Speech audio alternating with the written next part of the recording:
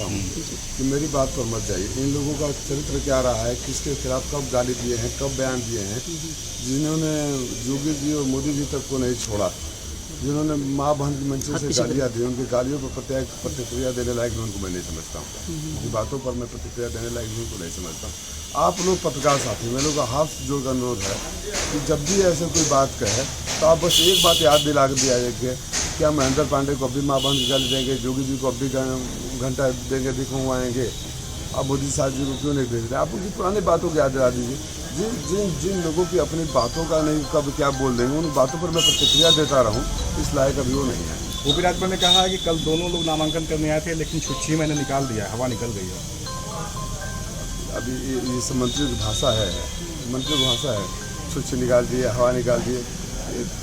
मनोरंजन के साधन को सिर्फ मनोरंजन की तरह समझा करिए। वो उन्होंने दावा किया कि आप उनसे टिकट मांग रहे थे एसबी से, लगातार आप 10 बार बड़ा हाथ गोड़ जोड़ के एगो टिकट पहले बबुआ खातिर और वो सार्वजनिक रूप से आके कान पकड़ के उठा बैठा दिला जे अपन बड़ी गिड़गिड़ा के एगो टिकट लेता, तो दूसरा के टिकट देवे के हैसियत में कहिया बैठे ही बतावा। राजीव राय समाजवादी पार्टी के उन लोगों में से हैं जो बैठ कर वहाँ फैसला करवाते हैं। समझ में आया? तो अब जो मतलब अब इस बातों का क्या, आप मुझसे क्या प्रतिक्रिया चाहे? आप यकीन करते हैं इन बातों को? आप लोगों के सामने तो मैं खुली किताब रहा हूँ 10 सालों से। आप लोग यकीन करते हैं?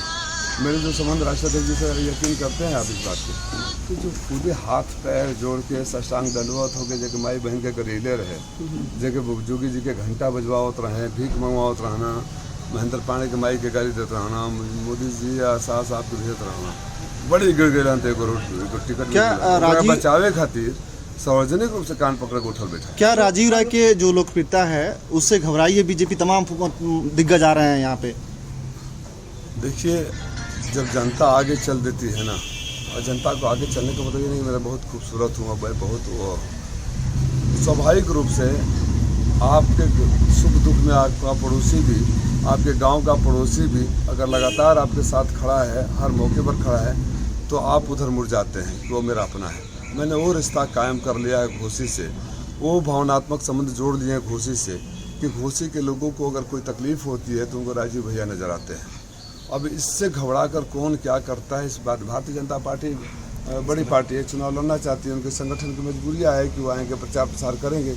लेकिन भाजपा के बड़े नेताओं को भी पता है कि भाजपा के कार्यकर्ता उन गालियों को भूले नहीं हैं। भारतीय जनता पार्टी के कार्यकर्ता भी ये चाहते हैं कि उनका प्रत्याशी सांसद ऐसा हो जो उनके बीच में रहता हो और जो उनकी आवाज़ बुलंद करता हो। ऐसे लोग नहीं चाहिए जो आज यहाँ रखकर उनको गाली दें, कल वहाँ जाकर उनको दें। तो भारतीय जनता पार्टी के कार्यकर्ता भी मेरे साथ हैं। पीला गमछा का बयान दिए थे कल, उनके विधायक आए थे जखनिया के बेदी राम, उनको पुलिस एंट्री नहीं दी, भगा दी वहाँ से। यही उनकी हैसियत है, दूसरों की हैसियत बताते हैं, दूसरों को टिकट बांटते हैं, दूसरों को बनाते हैं।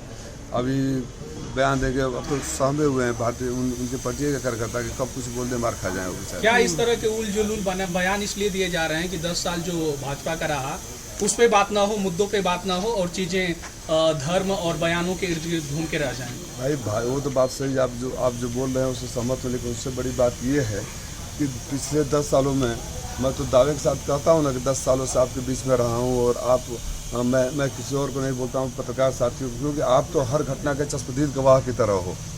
जो भी मैंने किया आप लोग गवाह के तौर पर थे। उससे बड़ी बात जो है आपने बोला है, इसलिए कहा जाता है कि वो 7 सालों में 3 जगह से 3 पार्टियों से लड़ चुके हैं, है ना, उनसे कोई ये सवाल न करे।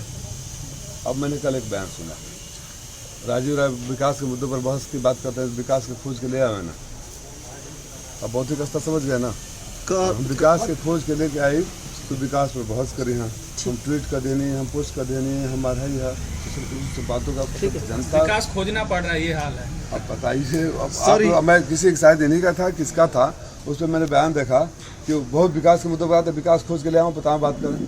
अब विकास जो है उनके जो विकास घटा दिए उनका गले मिल दिए। ओम प्रकाश राजभर तो कह रहे थे सर कि जो भाजपा और एनडीए जो भी काम कर रही है वो करती है, दिखाती नहीं है, लोगों को दिखता है। तो गरिया क्यों रहे थे कुछ महीना पहले, माँ बहन की गाली क्यों दे रहे थे, उनको गुजरात क्यों भेज रहे थे, जोगी जी से घंटा क्यों बनवा रहे थे? आप पत्रकार पूछो कि इतना अच्छे हैं तो आप गाली क्यों दे रहे थे? पूछ लीजिए, बात खत्म।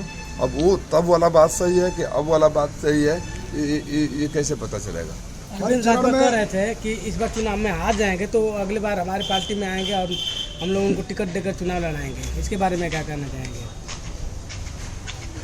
क्या प्रतिक्रिया चाहते हैं आप? अभी क्या बोल रहा था मैं कि जो लोग गिड़गड़ा के हाथ पर पैर पर जोड़ के बमुश्किल एक टिकट पाए और उस टिकट पाने के बाद भी बचाए रखने के लिए कान पकड़कर उठक बैठक सार्वजनिक रूप से हुआ, किसी और को टिकट देने की हैसियत रखते हैं, किसी और को बुलाने की हैसियत रखते हैं।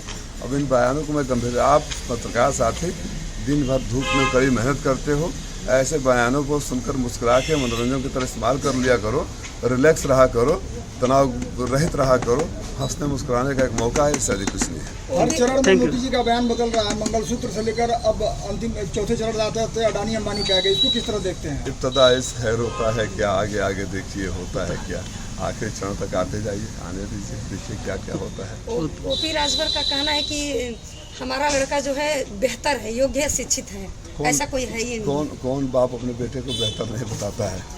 अभी तो जनता की जब अदालत में, आप परिवार में अपने बेहतर कह सकते हैं, लेकिन जो जनता की अदालत में आ जाता है वो बेहतर है कि अच्छा है कि बुरा है, इसका फैसला जनता करती है। बाप तो अपने बेटे के लिए कहेगा ही। Thank you.